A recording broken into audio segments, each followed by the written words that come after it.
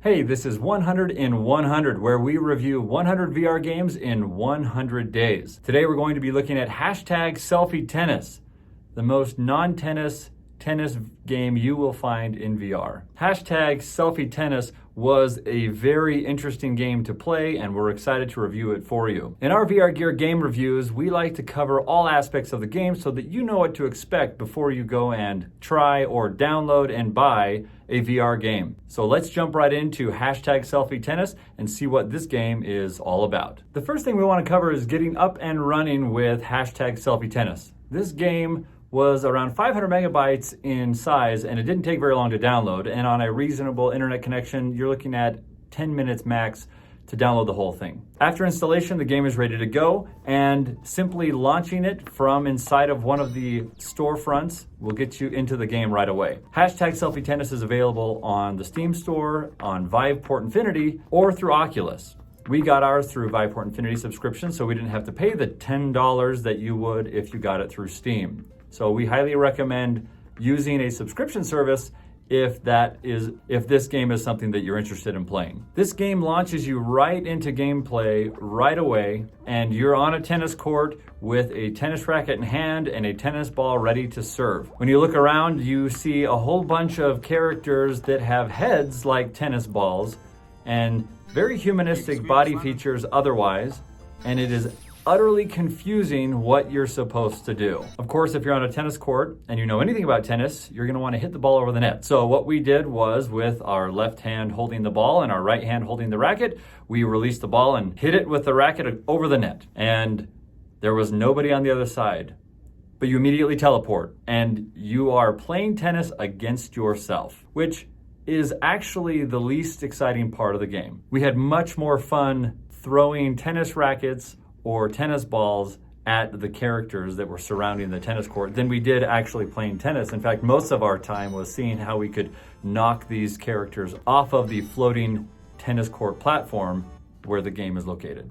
The type of game that hashtag Selfie Tennis would fall into the category of casual sport and probably a gag humor type game. It is not something that you would take incredibly seriously, like some of the more that you'll find around table tennis or tennis in general. There's no sense of points, and there's no real way to win. The game doesn't have a logical conclusion to it.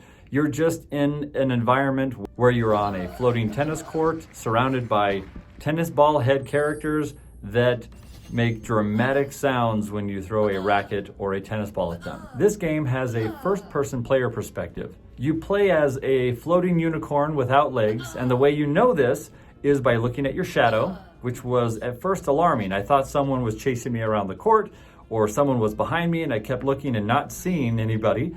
It was my own shadow, so I was afraid of my own shadow at first.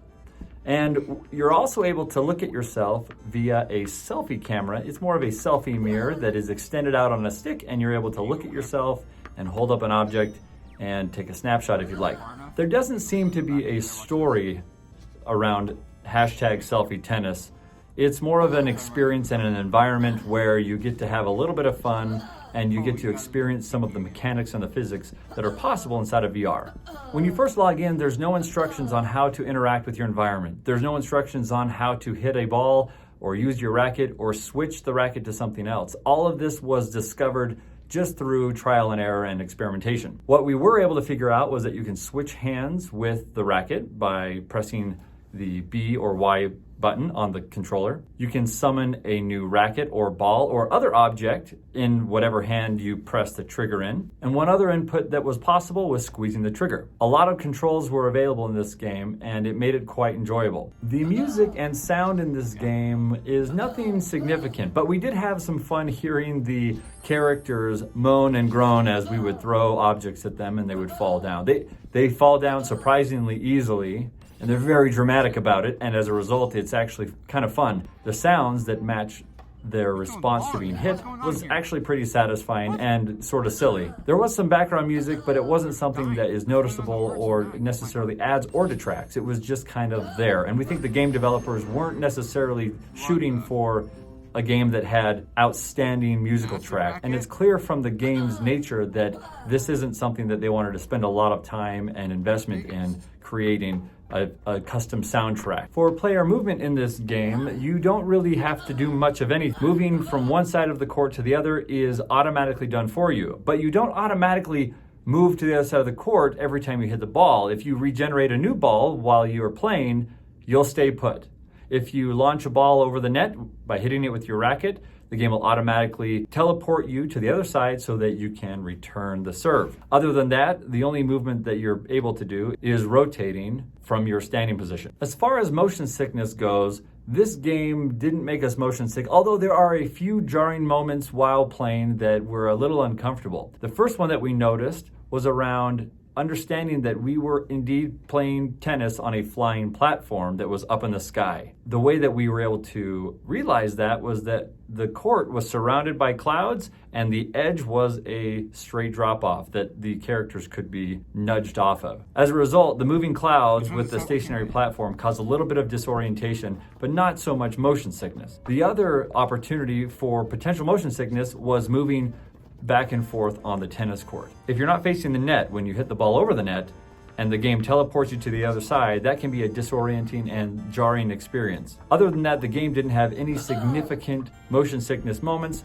that we were terribly dissatisfied with. For environment and immersion, this game did a fairly decent job helping you feel like you were on the tennis court, but you were quickly distracted by the characters that were all around you.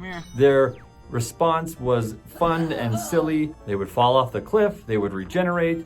When they would die, they would turn into floating hearts. But there wasn't really a sense of realism here. The physics were decent, and you felt like the racket was responding well to the tennis ball, although it was very difficult to figure out if you were hitting it accurately, and objects would disappear without rhyme or reason. Again, this game didn't have any contextual menus. This game didn't have any instructions. This game didn't have a story involved with it. It was just a VR environment on a floating tennis court where you could interact with tennis ball head characters that were really easy to knock down and would make silly noises when they did.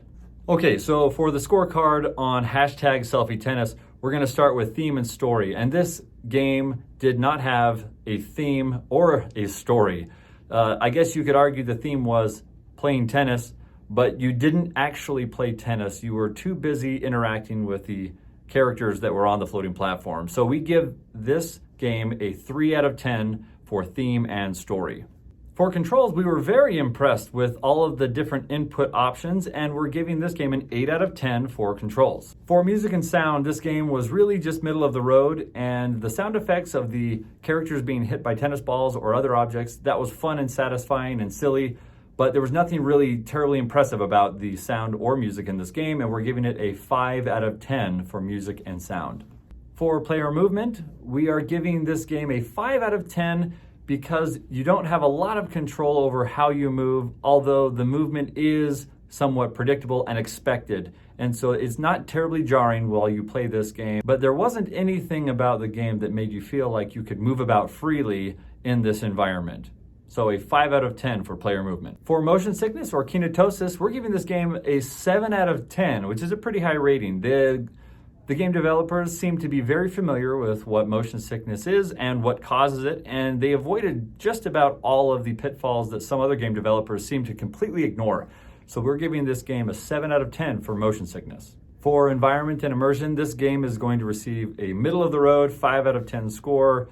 The physics were somewhat convincing, the characters were fun to interact with, but there was nothing really impressive. There was nothing really in that environment that made it feel like we wanted to stay there for a very long time or come back to it again down the road. And so we're giving environment and immersion a 5 out of 10. So hashtag Selfie Tennis. This game was a very interesting experience. We had some fun playing it. It was silly. We thought it was funny how the characters would interact as we threw tennis balls or tennis rackets at them. However, this wasn't a game that was really impressive. It's not a game that we'll come back to. I don't know if we'll keep it on the machine. We'll probably just delete it and replace it with something else later. But it was something that if you have a subscription, go ahead and try it out, see if it's fun. It's good for an introductory to VR, to teach people what the physics are without having them feel like there's so much to learn. The overall score for hashtag Selfie Tennis is a 5.5 out of 10. All right, that's all we have for hashtag Selfie Tennis. That's our VR game review. hit that subscribe button and hit the notification bell so that you can get notified when we review another VR game tomorrow as we review 100 VR games in 100 days. Thanks for watching, and we will see you in the next one.